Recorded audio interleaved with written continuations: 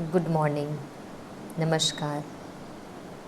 तो अभी हम गुल बकावली की लोक कथा सुनेंगे। बीते ज़माने में किसी देश में एक इंसाफ पसंद बादशाह होता था। उसका नाम था फ़क्रे आलम। उसकी सल्तनत के चारों तरफ खुशहाली थी। लहलहाते खेत और महकते बागों से हवाएं खुशगवार थे। बादशाह के 5 बेटे थे। 4 तो उसके साथ महल में रहते थे, पर 5वां बेटा, जिसका नाम जाने आलम था, उसकी मोहब्बत से महरूम था। राज ज्योतिषी का कहना था, जो उसके राजमहल में था, कि अगर बादशाह अपने 5वें बेटे को देखेगा तो हमेशा के लिए अंधा हो जाएगा। बादशाह ने उसको शहर से दूर अपने एक वफादार गुलाम के घर रहने के लिए भेज दिया और खुद उससे मिलने के लिए बेकरार रहने लगा। एक दिन बादशाह अपने सिपाहियों के साथ जंगल में शिकार खेलने के लिए गया। रास्ते में उसे शहजादा जाने आलम मिला, उसका 5वां बेटा। शहजादा तो अपने बाप को पहचान न पाया, पर उसे देखते ही बादशाह माना उसका पिता अंधा हो गया। सारे मुल्क में कोहराम मच गया। हर कोई रो रो कर दुआएं मांगने लगा। दूर दूर से बड़े बड़े हकीम वैद्य बुलाए गए, पर बादशाह की आंखों में रोशनी ना आनी थी ना आई। चारों बड़े शहजादे माना उसके जो 4 पुत्र और शहजादा जाने आलम को कोस रहे थे, अपने भाई को, और बादशाह को सलाम दे रहे थे कि वह शहजादा जाने आलम को देश निकाला दे दे। बादशाह ने परेशानी के आलम में परेशान होकर मनादी करा दी कि जो भी कोई शहजादा जाने आलम को देखे तो फ़ौरन दरबार में हाजिर करे, ताकि उसे देश निकाला किया जा सके। एक दिन बादशाह के दरबार में एक बहुत मशहूर बुजुर्ग आया। उसने बादशाह को देखकर कहा, यहाँ से 50,000 कोस दूर एक परियों की रियासत है, बकावली। वहाँ की शहजादी का नाम है शहजादी बकावली। उसके महल में एक बाग है, जिसमें सोने के फूल और चांदी के पेड़ हैं।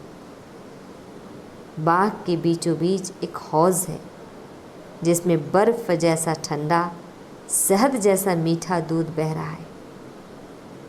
वहाँ बहुत सारे सफ़ेद कमल के फूल खिले हैं, पर एक हल्के गुलाबी रंग का फूल है, जिस पर ओश की बूंदें सच्चे मोतियों की होगी, और उसको हाथ लगाते ही पूरे महल में भूकंप आ जाएगा। अगर वह फूल बादशाह की आंखों से लगाया जाए तो बादशाह फिर से देखने को काबिल हो सकता है।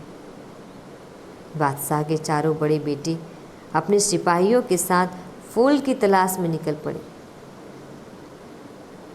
वीरान जंगलों को पार करते ये चारों बकावली रियासत की तलाश करते रहे। रास्ते में इन्हें एक ठग मिला। उसने इनसे इनकी परेशानी का सबब पूछा तो शहजादों ने सारा किस्सा सुनाया। ठग ने कहा कि वह उनके लिए वह अजीब फूल ला सकता है, पर उसके लिए शहजादों को 50 गधों पर लाद कर अशर्फियाँ देनी होगी। शहजादों ने सौदा कबूल कर लिया और अपना सारा मालो दौलत के बदले ठग से वह फूल ले लिया। रास्ते में उन्हें एक अंधी बुढ़िया मिली। शहजादों ने सोचा कि इस बुढ़िया पर फूल को आजमा कर देखें, और उन्होंने फूल बुढ़िया की आंखों से लगा दिया, मगर बुढ़िया की आंखों से रोशनी की जगह खून की धार बहने लगी। वह शहजादों को कोसती हुई आगे बढ़ गई। अब तो चारों शहजादे रोते पीटते राजमहल की तरफ चल पड़े। उनका रोना चिल्लाना सुनकर अपनी कुटिया से शहजादा जाने आलम बाहर निकला। माना उसका पांचवा भाई, और रोने की वजह पूछी। शहजादा उनकी कहानी सुनकर उन्हें पहचान गया कि ये सभी मेरे भाई हैं, पर अपने बारे में कुछ नहीं बताया। उसने अपने दिल में ठान लिया कि वह अपने बाप की आंखों की रोशनी जरूर वापस लाएगा। वह पहाड़ों और वीरान जंगलों में भटकता हुआ रेगिस्तान में पहुंचा। गर्मी की तपती हुई धूप में रेत की आंधियां चल रही थी। प्यास के मारे हल्क में कांटे पड़ रहे थे। अचानक जोर का धमाका हुआ। शहजादे के सामने एक दानव खड़ा था। उसके बड़े बड़े दांत, लाल आंखें, लंबे लंबे कान देखकर शहजादे की जान निकल गई। दानव उसे गर्दन से पकड़कर अपने मुंह के पास ले गया और चिंघाड़ कर बोला, बहुत दिन से मांस नहीं खाया, आज तो मैं तुझे मज़े लेकर खाऊंगा। शहजादा थर थर काँप रहा था और दिल में खुदा का नाम ले रहा था। शहजादे को याद आया कि घर से चलते वक्त उसने थोड़ा सा खाना अपनी पोटली में बांध लिया था। शहजादे ने देव से हाथ जोड़कर विनती की, महाराज, मुझे अपने अंधे बाप की आंखें ठीक करनी है। मैं बकावली का फूल लेने जा रहा हूँ, आप मेरी मदद कीजिए। आप ये हलवा और पूरी खा लीजिए। दानव ने ये सुनकर प्रसन्न हुआ कि शहजादा अपने बाप की इतनी इज्जत करता है। उसने खाने की पोटली शहजादे से ले ली और मज़े लेकर हलवा पूरी खाने लगा और बोला, इतना मज़ेदार खाना मैंने आज तक नहीं खाया।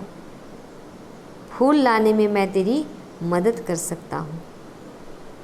ये कहते ही दानव ने शहजादे को अपने हाथ पर बैठाकर एक गुफा में पहुँचा दिया। गुफा में अंधेरा था और एक जादूगरनी अपने 25 गज लंबे सफ़ेद बालों में अपने 2 गज लंबे नाखूनों से कंघी कर रही थी। उसकी आँखों से तेज रोशनी फूट रही थी। शहजादे को देखकर जादूगरनी जोर से बोली, आ बच्चा, मैं तुझे बकावली के महल तक पहुंचा दूंगी। उसने अपनी जादुई छड़ी घुमाई तो 8 बड़े दानव हाजिर हो गए। जादूगरनी दहाड़ी, चूहे बन जाओ। आदमखोर दानव चूहे बनकर जादूगरनी के पैर के पास आ गए। वह फिर चिल्लाई, जाओ बकावली के महल तक सुरंग बनाओ। सुबह होने तक चूहों ने सुरंग तैयार कर दी। जादूगरनी ने शहजादे से कहा, सुरंग से बाहर निकलते ही तुझे सोने चांदी के पेड़ों वाला बाग मिलेगा। जैसे ही तू बाग में पहुंचेगा तो वहाँ के सारे फूल हंसने लगेंगे। बड़े बड़े दानव और चुड़ैलें चीखती चिंघाड़ती तेरे पीछे दौड़ेंगी, लेकिन अगर तूने पीछे मुड़कर नहीं देखा तो तेरा बाल बांका नहीं होगा, और कहीं तूने मुड़कर देख लिया तो पत्थर का बन जाएगा और फिर कभी इंसान नहीं बन पाएगा। मन में खुदा को याद करके शहजादा सुरंग के रास्ते बाग में जा पहुंचा। उसके बाग में कदम रखते ही फूलों ने जोर जोश ने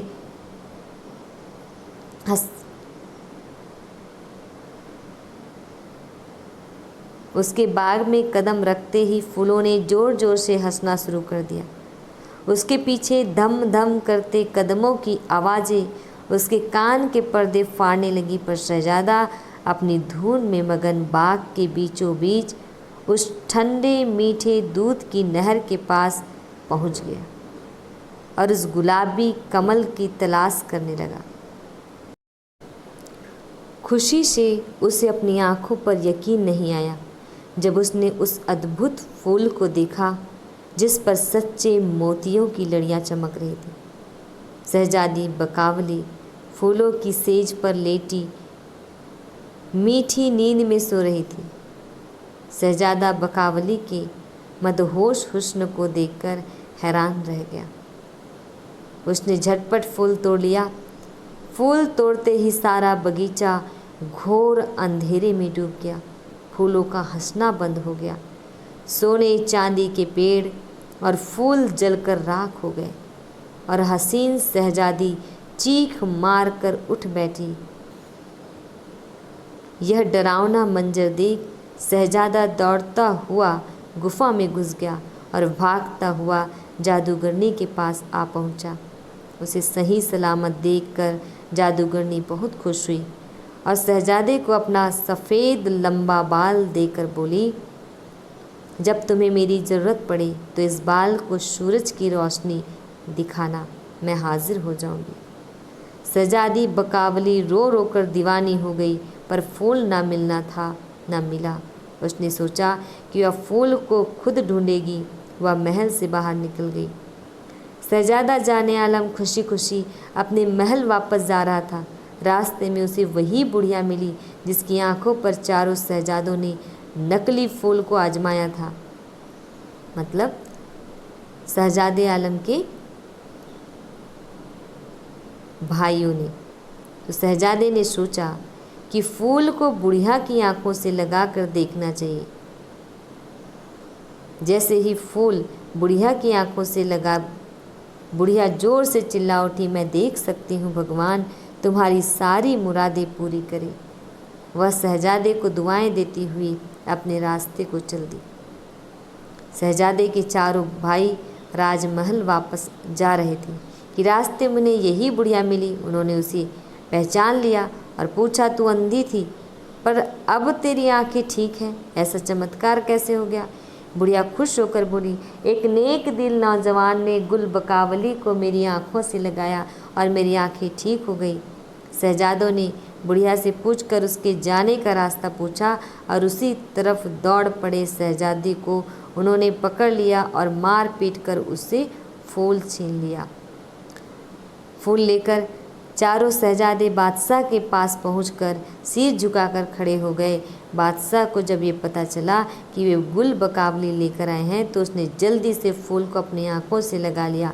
बादशाह खुशी से चीख कर खड़ा हो गया और बोला, मैं अंधा नहीं हूँ, अब मुझे सब कुछ दिखाई दे रहा है। उसने चारों शहजादों को गले लगा लिया। सारे देश में खुशियाँ मनाई गई। बादशाह की तरफ से सबको अशर्फियाँ, हीरे मोती दान में दिए गए।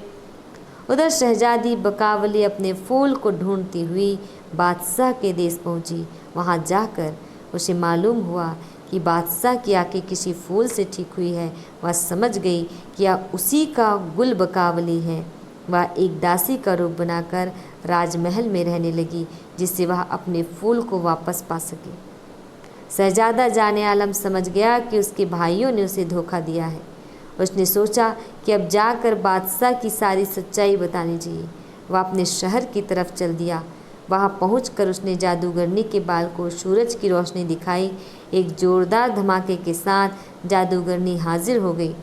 शहजादे ने हुक्म दिया कि बकावली जैसा महल बनाओ।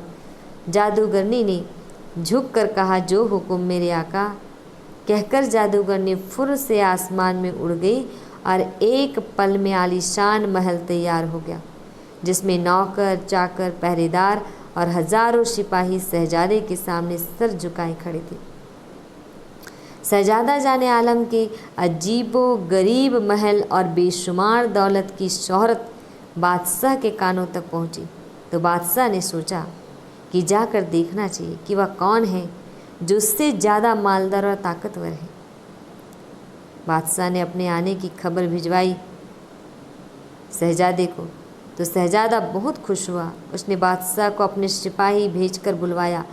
बादशाह की दासियों में गुल बकावली भी थी।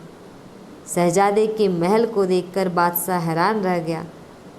महल में हर चीज़ लाजवाब थी।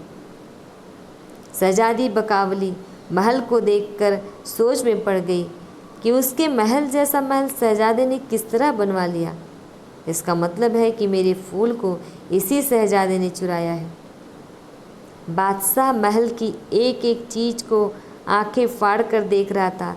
शहजादा अपने बाप को पहचान गया और बादशाह के करीब जाकर बोला, अब्बा हुजूर। बादशाह ने जल्दी से शहजादे को अपने सीने से लगा लिया। चारों शहजादे जोर से चिल्लाए, नहीं, ये कोई मक्कार जादूगर है। आप इसकी बातों में मत आइए। शहजादे ने जादूगरनी का दिया हुआ बाल निकाला और इसे सूरज की रोशनी दिखाई। एक जोरदार धमाके के साथ जादूगरनी हाजिर हो गई और सिर झुकाकर बोली, बादशाह सलामत, यही आपका बेटा है और इसी ने बकावली के फूल से आपकी आंखें ठीक की हैं। ये कहकर जादूगरनी गायब हो गई।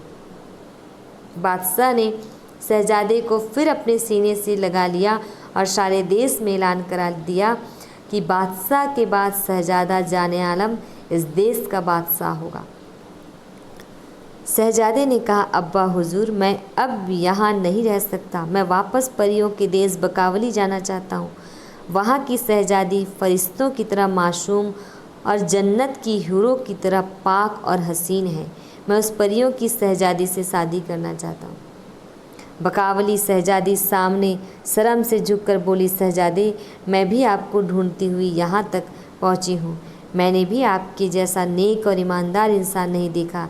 मैं अपने महल वापस जाकर क्या करूँगी? अब यही मेरा घर है।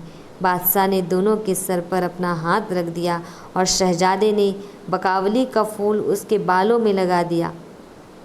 बादशाह ने दोनों की शादी की मुरादी करा दी और चारों शहजादे को देश से निकाल दिया।